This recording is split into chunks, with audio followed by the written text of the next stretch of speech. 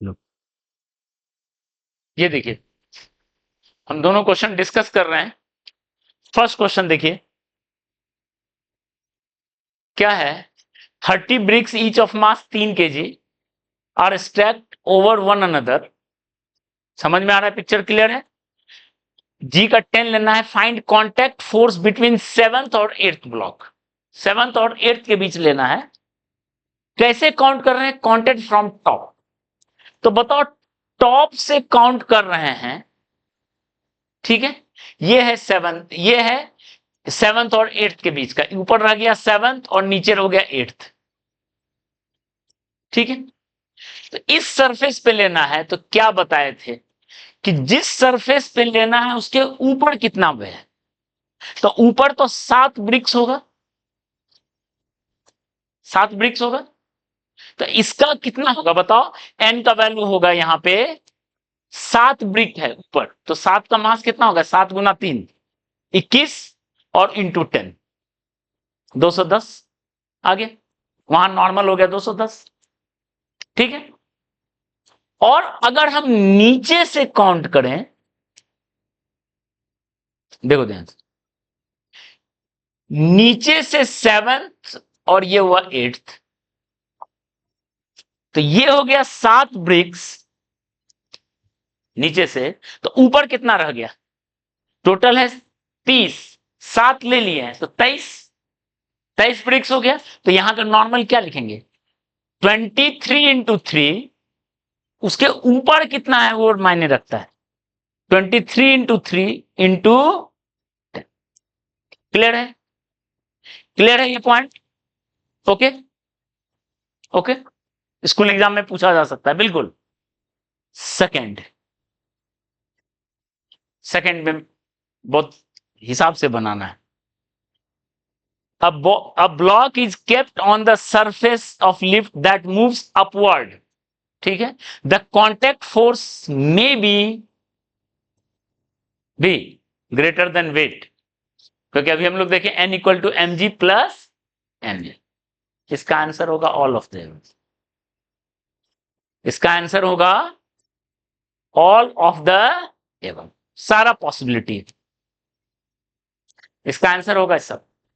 कैसे? ये देख लो, हमने क्या लिखा है? Lift is moving upward. इसका मतलब हो गया कि लिफ्ट का वेलोसिटी है ऊपर। अगर डाउनवर्ड लिखा रहता तो डाउनवर्ड है, वेलोसिटी ऊपर है। तो 3 केस पॉसिबल है, या तो एक्सीलरेशन भी ऊपर है, इज अपवर्ड, या ऐसे सोचो वेलोसिटी ऊपर है इस स्टैंड पे, उससे और भी फैल जाते हैं। तो या तो स्पीड बढ़ रहा होगा, ऊपर जाते वक्त स्पीड बढ़ रहा होगा लिफ्ट का, पॉसिबिलिटी है। या तो स्पीड घट रहा होगा, या स्पीड कांस्टेंट हो, ऊपर जाते वक्त कांस्टेंट स्पीड से चल रहा है। तो बताओ, अगर उसका स्पीड बढ़ रहा होगा, ठीक है, उसका स्पीड बढ़ रहा होगा, ओके,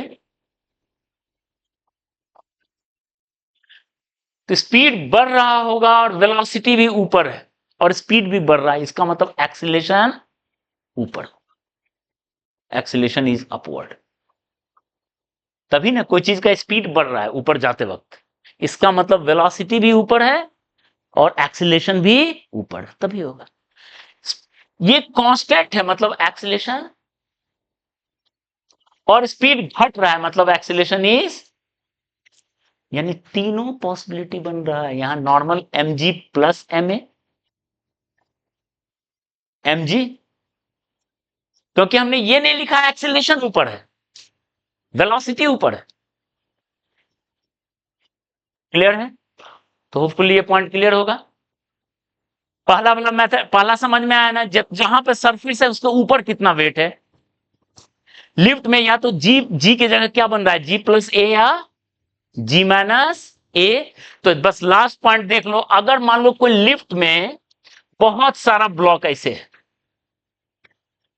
रेस्ट पे नहीं है, ध्यान दो, वही चीज को हम ऐसे ले रहे हैं, बहुत सारा है, ओके, आपको यहां पे नॉर्मल चाहिए n, तो वही लिखेंगे mass of all bodies above times, ध्यान दीजिए, टाइम्स, अब लिफ्ट, अगर लिफ्ट का एक्सीलरेशन ऊपर है तो g प्लस ए हो सकता है, मल्टीप्लाई कर देंगे, क्योंकि g की जगह क्या हो जा रहा है, g प्लस ए।